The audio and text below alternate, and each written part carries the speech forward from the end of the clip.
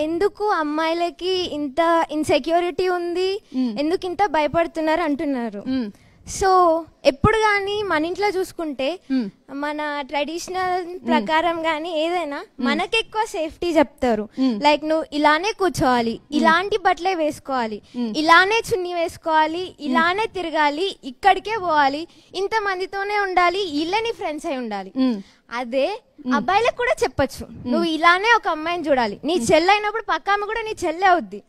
నీ చెల్లె తప్పించి మిగతా వాళ్ళందరూ ఏదో కాదు, అక్కడే చూడాలని ఏం లేదు. నీ చెల్లెని ఎలా చూస్తున్నావు పక్కాడి చెల్లెని కూడా నువ్వు అలానే చూడాలి. అప్పుడు ఇవేం ప్రాబ్లమ్స్ ఉండవు.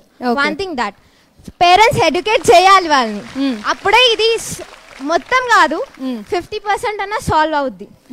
నెక్స్ట్ మనకి కాలేజెస్ ఉంటాయి, ఆఫీస్ ఉంటుంది, కొలీగ్స్ ఉంటారు.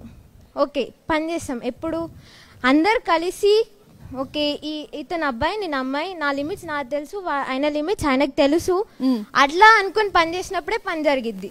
లేదు తన అబ్బాయి నేను తనతో మాట్లాడకూడదు, నా ఫ్యామిలీ రిస్ట్రిక్షన్ అది అనుకున్నప్పుడు ఆయన కూడా అలానే ఉంటాడు, పని జరగదు. ప్లస్ నీ పైన డిఫరెన్స్ ఉంటుంది. So everything that comes when a man should be educated, even about it's a women's utter of living, or even it's about how she's dressing, how she's staying, how she's talking. అదనేది వాళ్ళ చెల్లో అక్కో అమ్మనే నేర్పాలనేం లేదు. తన చెల్లని చూసి నేర్చుకోవచ్చు, అక్కని చూసి నేర్చుకోవచ్చు, తన కొలీగ్స్ ని చూసి కూడా నేర్చుకోవచ్చు.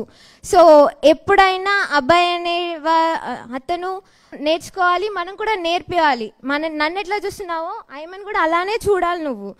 అంతేగాని నైట్ టైంలో రోడ్ పైన వెళ్తుంది, నేను ఏదైనా మాట్లాడచ్చు, ఏదైనా చేయొచ్చు, ఎక్కడికన్నా తీసుకెళ్ళిపోవచ్చు అనుకుంటే, అందుకే ఇన్ని కేసెస్ కానీ ఈవెన్ డాక్టర్ కూడా ఎందుకు అట్లా అవుతుంది, ఎందుకంటే ఈవెన్ ఆమె బెస్ట్ ఫ్రెండే కదా చేసింది, ఆయనకి పాసిబుల్ మంచి నాలెడ్జ్ లేదు ఎవరితో ఎలా ఉండాలని.